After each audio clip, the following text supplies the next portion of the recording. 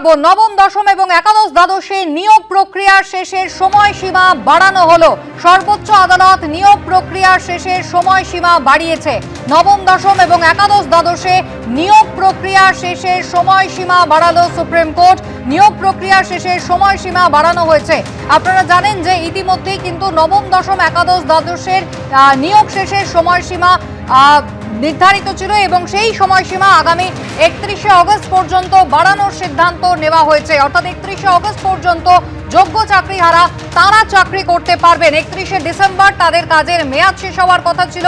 নবম, দশম এবং একাদশ দ্বাদশের ক্ষেত্রে সেই সময়সীমা যাতে বাড়ানো হয়, শিক্ষা দপ্তর কিন্তু সেই আর্জি জানিয়েছিল সর্বোচ্চ আদালতে এবং সেই মেয়াদ বাড়ানো হলো এবার 31শে অগস্ট পর্যন্ত।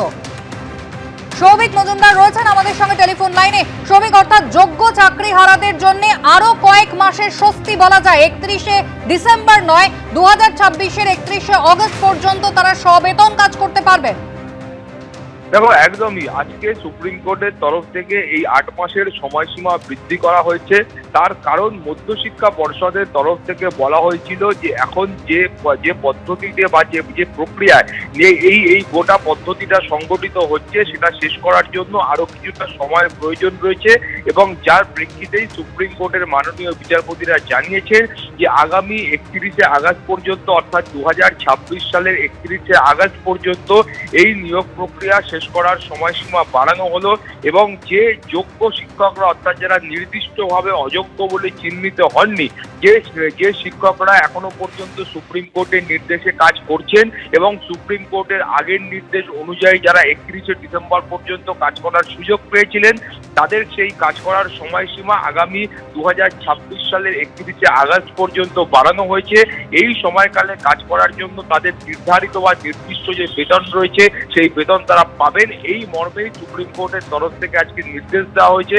তোমার মনে থাকবে যে সুপ্রিম কোর্টের তরফে যখন এই চাকরি বাতিল করা হয় সেই সময় মধ্যশিক্ষা পর্ষদ তারা প্রাথমিক পর্যায়ে সুপ্রিম কোর্টের কাছে যান এবং গিয়ে বলেন যে এই সমস্ত শিক্ষকদের এক্ষুনি যদি স্কুল থেকে সরিয়ে দেওয়া হয় সেক্ষেত্রে কিন্তু স্কুলে পঠন পাঠন বিঘ্নিত হবে এবং সার্বিকভাবে শিক্ষা ব্যবস্থা ভেঙে পড়বে, এমনটা তারা মনে করেছিলেন এবং যার প্রেক্ষিতেই সুপ্রিম কোর্ট নির্দেশ দিয়েছিলেন যে শুধুমাত্র যারা নির্দিষ্টভাবে অযোগ্য বলে চিহ্নিত হননি সেই সমস্ত যোগ্য শিক্ষকরা, অর্থাৎ আনটেন্টেড শিক্ষকরা, তারা 9, 10 এবং 11, 12 এর ক্ষেত্রে 31শে ডিসেম্বর পর্যন্ত তারা চাকরি করতে পারবেন এবং সুপ্রিম কোর্টের নির্দিষ্টভাবে নির্দেশ ছিল যে 31শে ডিসেম্বরের মধ্যেই এই নিয়োগ প্রক্রিয়া শেষ করতে হবে এবং তার প্রেক্ষিতে আমরা আজকে দেখলাম যে মধ্যশিক্ষা পর্ষদের তরফ থেকে আবেদন করা হয়েছিল যে এই সময়সীমাটা বাড়ানো হোক, ফলে সেই সময়সীমা বাড়ানো হয়েছে এবং আগামী 31শে আগস্ট পর্যন্ত বা যত দ্রুত সম্ভব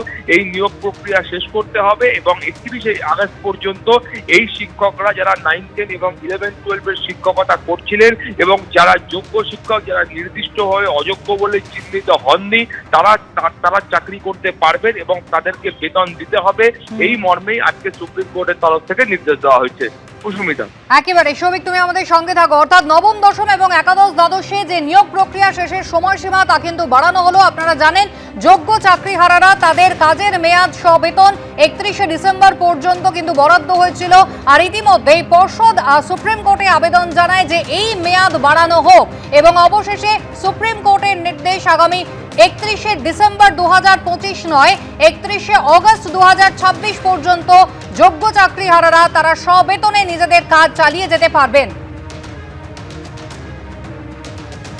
কৃষ্ণেন্দু অধিকারী সরাসরি এই মুহূর্তে আমাদের সঙ্গে রয়েছেন। কৃষ্ণেন্দু, অর্থাৎ যোগ্য চাকরিহারাদের জন্য একটা বড় স্বস্তির খবর বলা যেতে পারে।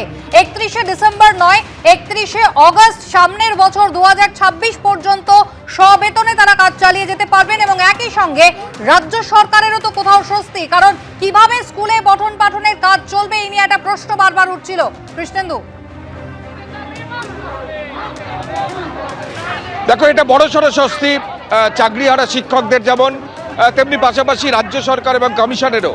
কারণ তুমি জানো যে সুপ্রিম কোর্টের কড়া নির্দেশ ছিল যে নতুন করে পরীক্ষা নিতে হবে দুর্নীতির জেরে।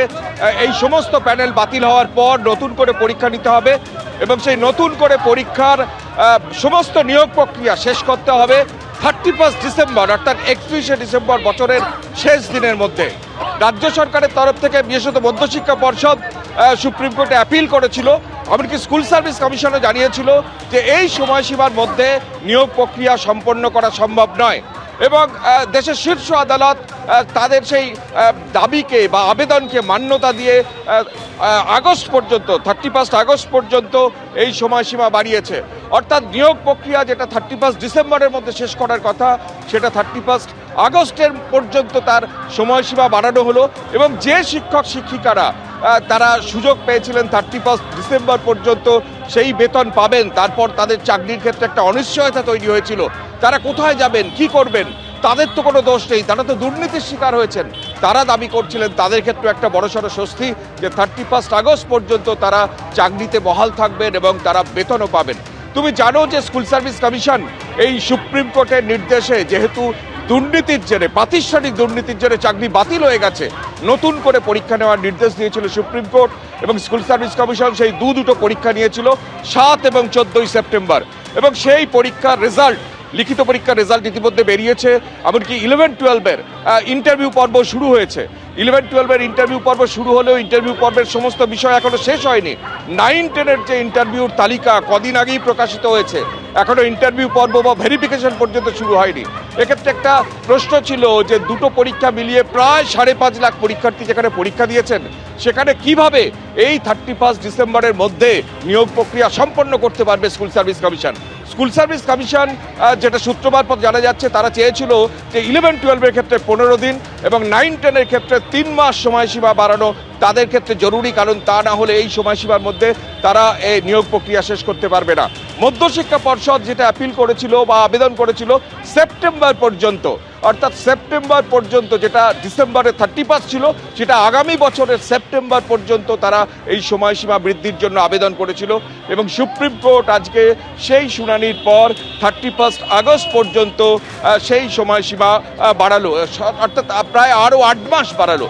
সেক্ষেত্রে একটা বিষয় স্পষ্ট যে দুর্নীতির কারণে সাধারণ ছাত্রছাত্রীরা বঞ্চিত হয়েছে, শিক্ষকরা চাকরি হারিয়েছে, তাদের ভবিষ্যৎ একটা অনিশ্চয়তার অন্ধকারে ডুবে যাচ্ছিল, সেখানে একটা বড় রিলিফ অন্তত যে সময়সীমা বেঁধে দেওয়া হয়েছিল সেই সময়সীমার মধ্যে পরীক্ষা এবং সমস্ত নিয়োগ প্রক্রিয়া শেষ করা কার্যত অসম্ভব, কারণ এখনো পর্যন্ত 11-12-এরই মেধা তালিকা প্রকাশিত হয়নি, তারপর তার কাউন্সেলিং আছে, তারপর তার নিয়োগপত্রের সুপারিশ আছে, তারপর স্কুলে নিয়োগপত্র পাঠানো আছে।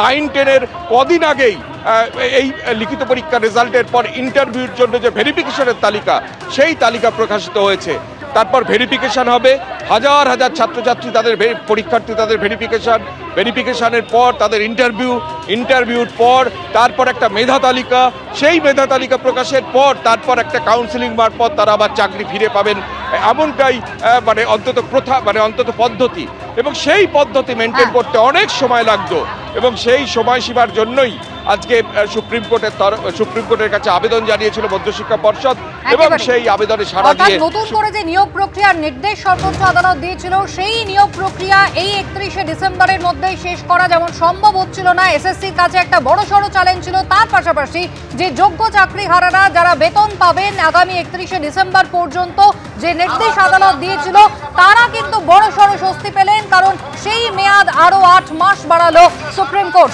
এবিপি আনন্দ, এগিয়ে থাকে, এগিয়ে রাখে।